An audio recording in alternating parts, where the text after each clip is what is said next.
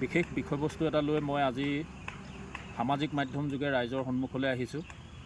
আপোনালোকে সকলোৱে গম পাইছে যে এইকেইদিন এটা বিশেষ বিষয় বহুত চৰ্চিত হৈ আছে অসমৰ সংবাদ মাধ্যমত। গতিকে এই বিষয়টো হ'ল আপোনালোকে সকলোৱে জানা বা অৱগতৰ এটা বিষয়। এই বিষয়টো হৈছে ডক্টৰ জ্ঞানশ্ৰী বৰা। সম্প্ৰতি তেওঁ অধ্যাপনা পদ এৰি বা অধ্যাপক পদ এৰি তেখেতে আপোনাৰ ৰাজনৈতিক মঞ্চত ভৰি দিছে। আৰু এই বিষয়টো এতিয়া সৰ্বত্ৰে এটা চৰ্চিত বিষয় হৈ পৰিছে গোটেই চাৰিওফালে, অসমৰ চাৰিওফালে। আৰু এই বিষয়টো আলম লৈ মই আজি দুটামান কথা আজি মই ক'বলৈ আগবাঢ়িছোঁ। আচলতে মই যি দেখিছোঁ, যি শুনিছোঁ আৰু এই চাৰিওফালৰ মানে এই যিবিলাক মানে বা বাতৰি পাইছোঁ, এই বা বাতৰি আলম লৈ মই আজি এটা বিশেষ পোষ্ট মানে মই জনসাধাৰণৰ মাজলৈ এৰি দিব বিচাৰিছোঁ। আৰু এই বিষয়টো জনসাধাৰণে নিশ্চয়কৈ বিচাৰ কৰি চাব আচলতে মই কোৱা কথাখিনি কিমান গ্ৰহণযোগ্যতা আছে বা কিমান যুক্তিসংগত এই কথাখিনি আপোনালোকে বিবেচনা কৰি চাব। সেইকাৰণে মই এই বিষয়টোৰ সম্পৰ্কত দুআষাৰ ক'ব বিচাৰিছোঁ। আৰু আপোনালোকে সকলোৱে গম পাইছে যে এইকেইদিন সংবাদ মাধ্যমৰ একদম তৰংগত উঠি আছে, যিহেতু জ্ঞানশ্ৰী বৰাই তেওঁ অধ্যাপনা পদ এৰি পেলানি তেওঁ আপোনাৰ ৰাজনৈতিক মঞ্চত ভৰি দিছে। আৰু কথাটো হ'ল যে কি, এতিয়া তেওঁ কালি এটা সাক্ষাৎকাৰত তেখেতে নিজেই কৈছে যে তেওঁক কোনো সাংবাদিকে তেখেতক হেনো অগ্নিকন্যা বুলি কয়। আৰু সেইটো এটা যথেষ্ট চৰ্চিত বিষয় হৈছে। লগতে তেওঁ কৈছে যে তেওঁৰ কাৰণে কোনো এটা মানে প্ৰজন্ম তেওঁ ৰখি আছে বুলি কৈছে। তো শুনি মই বৰ আচৰিত পাইছোঁ, জ্ঞানশ্ৰী বৰাইনো কেনেকৈ এগৰাকী অগ্নিকন্যা হ'ল আৰু কোনকেইজনেনো তেখেতক অগ্নিকন্যা বুলি অভিহিত কৰিছে। এই বিষয়বোৰ এতিয়া যথেষ্ট এটা চৰ্চিত বিষয়। আৰু মই ভাবোঁ যে অসমৰ যিহেতু কা বা কেব আন্দোলনৰ সময়ৰ পৰাই আপোনাৰ জ্ঞানশ্ৰী বৰাৰ মুখখন ৰাইজৰ মাজলৈ আহিছিল। আৰু মই ভাবোঁ যে কি কা আন্দোলনটো যদি চাওঁ আমি মই নিজেও এজনৰ কা আন্দোলনত অংশগ্ৰহণ কৰা মানুহ বা কা আন্দোলনত আমিও পুলিচৰ পৰা আদি কৰি সকলোৱে খেদা খোৱা এজন ব্যক্তি বা আমাৰ কা আন্দোলনৰ সময়ত আমাৰ বহুতখিনি অসুবিধা হৈছিলে। পিছত আমি ন্যায়ালয়ত আমাৰ কেছবোৰ আমি শেষ কৰিছোঁ।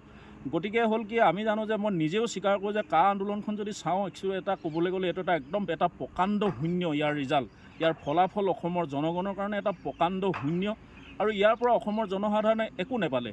এই কা আন্দোলনখনৰ যোগেদি কিছুৱে ৰাজনৈতিক দল গঠন কৰিলে, কোনোৱে নেতা হ'ল, কোনোবাই দিল্লীত গৈ উলংগ প্ৰতিবাদ কৰিলে, পুনৰ ঘূৰি আহি আকৌ বিজেপিতে জইন কৰিলে, বিজেপিতে যোগদান কৰিলে। যি কা আনিছে সেই কা অনা দলতে জইন কৰিলে, অৰ্থাৎ বিজেপিত জইন কৰিলে। গতিকে এই বিষয়টো যদি আমি চাওঁ, এটা প্ৰকাণ্ড শূন্য। আৰু এই কা আন্দোলনতে উত্থান হোৱা এজনী ছোৱালী এই 2-3 দিনৰ ভিতৰতে জ্ঞানশ্ৰী বৰা কেইদিনো তেওঁ সংগ্ৰামৰ পথাৰত থাকিলে। এইকেইদিনতে যদি তেওঁক মানে আপোনাৰ অগ্নিকন্যা যদি বুলি নামাকৰণ কৰিবলগীয়া হয়, তেওঁৰ কাৰণে এটা প্ৰজন্ম অপেক্ষা কৰি আছে বুলি কয়। মই ভাবোঁ যে কি, তেওঁ যিহেতু কা আন্দোলনৰ পাছত পৰৱৰ্তী সময়ত তেওঁ ৰাইজৰ দলত আছিলে।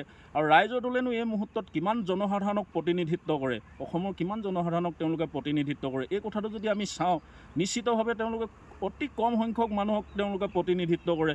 তেওঁলোকৰ এজন বিধায়ক আছে এই মুহূৰ্তত। আৰু তেনেকুৱা এটা সময়ত এটা প্ৰজন্ম অপেক্ষা কৰি থকা বুলি তেওঁ যি কথা বক্তব্য আগবঢ়াইছে, এয়া বৰ দুৰ্ভাগ্যজনক। আৰু এইবোৰ কথা একচুৱেলি বিৰাট অতিৰঞ্জিত প্ৰচাৰ। আৰু মই ভাবোঁ যে কি, আজি অসমৰ প্ৰেক্ষাপটখনত যদি চাওঁ, আমি বহুবোৰ তেনেকুৱা নাৰী আছে। এতিয়া আলফাৰ এগৰাকী সদস্যা আছিলে ডালিমী দত্ত, তেওঁ গৌৰীসাগৰ অঞ্চলৰ এগৰাকী আলফা সদস্যা আছিলে, যিগৰাকী আজি মানে ভূটানত দিনৰ পিছত দিন ধৰি তেওঁ ৰাইজৰ কাৰণে, জাতিটোৰ কাৰণে, পথটো যিয়ে নহওক, তেওঁলোকে যি পথেৰে নহ'লেও তেওঁলোকে ইমান দিন এটা সংগ্ৰামৰ পথাৰত তেওঁলোক থকা মানুহ। আৰু তেওঁলোকে অৱশেষত তেওঁ এলঝেইমাৰ ৰোগত আক্ৰান্ত হৈ তেওঁ ম্যানমাৰ কেম্পতে তেওঁ মৃত্যুমুখত পৰে। এতিয়া যদি আমি চাওঁ, সেইগৰাকী মানুহক যদি আপোনালোকে আজি যদি কোনোবাই অগ্নিকন্যা নালাগে, তাতকৈ ডাঙৰ কিবা উপাধিৰে যদি বিভূষিত কৰিলেহেঁতেন, শুনিবলৈ ভাল লাগিলেহেঁতেন বা দেখিবলৈ ভাল লাগিলেহেঁতেন। আৰু আমি জানো যে অঞ্জলি দৈমাৰীহঁতৰ দৰে বহু মানুহ আছে, যিবিলাকে মানৱ অধিকাৰৰ কাৰণে আজি দীৰ্ঘদিন ধৰি কাম কৰি আছে। তাৰোপৰি বীৰবালা ৰাভাৰ দৰে অসমৰ বহু নাৰী আছে, যিবিলাকক আমি অগ্নিকন্যা নালাগে, তাতকৈ বহু ভালদৰে বিভূষিত কৰিলে আমি ভাল পাম বা শুনি ভাল লাগিব। কিন্তু এই কালিপুখি অহা মানে আপোনাৰ জ্ঞানশ্ৰী বৰাই এটা টিভিত বা আপোনাৰ ফেচবুকত পোষ্ট দিয়ে অগ্নিকন্যা কেনেকৈ হ'ল, তাকে আমি ভাবি আচৰিত পালোঁ। আৰু এনেকুৱা ধৰণৰ কথা কিছুমান আহিছে যে মই কিন্তু তেওঁক বেছিকৈ দেখা পালোঁ যে তেওঁ সেই মুখ্যমন্ত্ৰী হিমন্ত বিশ্ব শৰ্মা আৰু পীযুষ হাজৰিকাৰ পত্নী প্ৰেমৰ বিষয়টোক লৈ তেওঁ যথেষ্ট হৈ লগাইছিলে। তাৰ বাদেতো তেখেতক মই বৰ বিশেষকৈ অসমৰ বিশেষ বিষয়বোৰৰ ওপৰত বৰ বেছি মাত মতা মই দেখাই নাই। আৰু সেই বিষয়টো যদি আমি এনালাইচিছ কৰি চাওঁ যে একচুৱেলি মানে দুইজন মন্ত্ৰী আপোনাৰ পীযুষ হাজৰিকা আৰু হিমন্ত বিশ্ব শৰ্মাৰ বৈবাহিক জীৱনৰহে এখন তেওঁ শৃংখলিত বৈবাহিক জীৱনৰহে এখন চাৰ্টিফিকেট দিয়া যেন লাগে। আৰু এটা কথা, মানুহে নিজৰ পত্নীক সকলোৱে মৰম কৰে, ভাল পায়, প্ৰেম কৰে, সকলোখিনি থাকেই, কিন্তু তেওঁ তাতেই সেইখিনিকে মানে তেওঁলোকৰ মানে একচুৱেলি এটা সেইখিনি সময়ত মানে জ্ঞানশ্ৰী বৰাই মানে এই কথাটোত বেছি হৈ লগায় যে পত্নী প্ৰেমত আক্ৰান্ত বা পত্নী প্ৰেমত মানে মতলীয়া এনেকুৱা ধৰণৰ কথা কৈ এই দুজন মানে মুখ্যমন্ত্ৰী আৰু মানে পীযুষ হাজৰিকাকে মানে তেওঁ বৈবাহিক জীৱনৰ এটা শৃংখলিত বৈবাহিক জীৱনৰ এখন মানে ক্লিন চিট দিয়া যেন লাগে। গতিকে আমি জানো যে কি একচুৱেলি অধ্যাপনা পদৰ পৰা তেওঁ আকৌ মানে আপোনাৰ তেওঁ ৰাজনীতিলৈ আহিছে। আৰু এটা কথা ক'ল, তেওঁ যদি আজি মানে মাদাৰ টেৰেছাৰ দৰে যদি তেওঁলোকে দুৰ্গত মানুহৰ ওচৰলৈ গ'লহেঁতেন, হয়, তেওঁ অধ্যাপনা পদ যদি এৰি অধ্যাপিকা পদ যদি এৰি তেওঁ যদি তেনেকুৱা দুৰ্গত মানুহ নিপীড়িত মানুহৰ স্বাৰ্থলৈ যদি গ'লহেঁতেন, কাম কৰিবলৈ গ'লহেঁতেন, তেতিয়া মই তেওঁক ত্যাগী বুলি ক'লোহেঁতেন।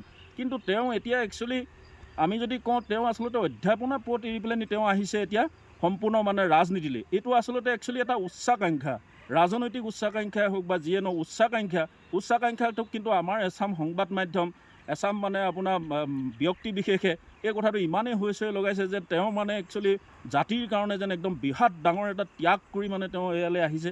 গতিকে এই কথাবোৰ আজি একটা একচুৱেলি চৰ্চিত বিষয় যে এনেকুৱা কিছুমান মানুহ আছে যি জাতিটোৰ গোটেই জীৱনভৰ জাতিটোৰ কাৰণে ত্যাগ কৰিও মৰ্যাদা নাপায়, সঠিক মূল্যায়ন নহয়।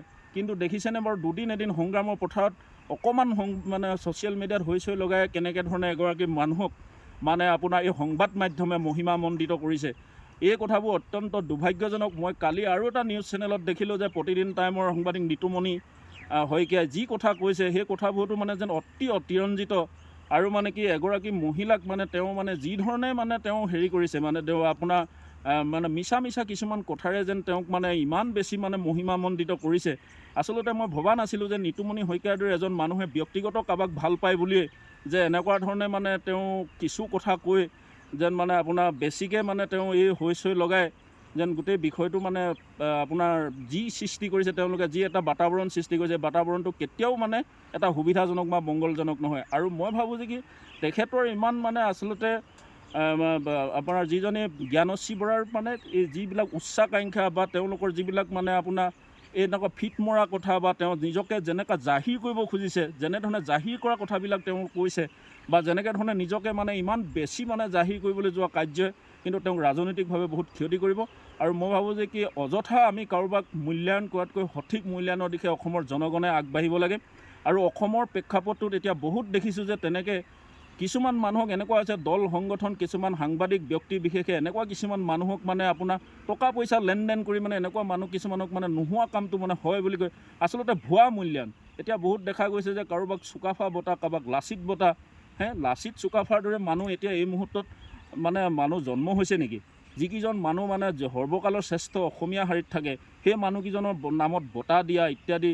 এতিয়া সেই কোনোবা এজনী মানুহে দুআষাৰ কথা ক'লে বোলে মানে আপোনাৰ অগ্নিকন্যাৰ পৰা আদি কৰি এটা প্ৰজন্মক প্ৰতিনিধিত্ব কৰা এনেকুৱা কথা কয়, যিবোৰ কথা মানে অত্যন্ত দুৰ্ভাগ্যজনক। আৰু এইবিলাক কথা বেছি হৈ লগালে মই ভাবোঁ যে কি অসমৰ কেতিয়াও মানে আপোনাৰ আমি ভাল নেতা ভৱিষ্যতে নেপাম। কাৰণ কি এনেকুৱাবোৰ কথাবোৰে নেতাক আচলতে বহু পৰিমাণে বিপথে পৰিচালিত কৰে।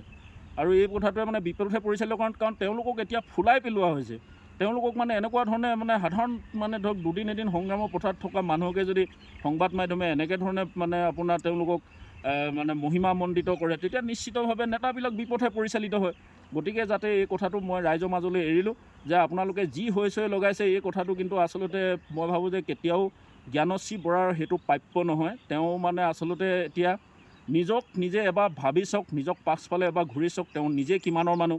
গতিকে নিজে এনেকুৱা এটা প্ৰজন্মক প্ৰতিনিধিত্ব কৰা, নিজে এটা আমুকে মোক সংবাদ মাধ্যমে অগ্নিকন্যা বুলি কয়, এই এনেকুৱা ধৰণৰ ফিট মৰা কথাবোৰ যাতে মানে এৰিব লাগে।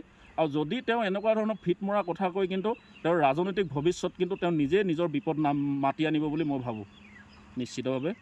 ধন্যবাদ।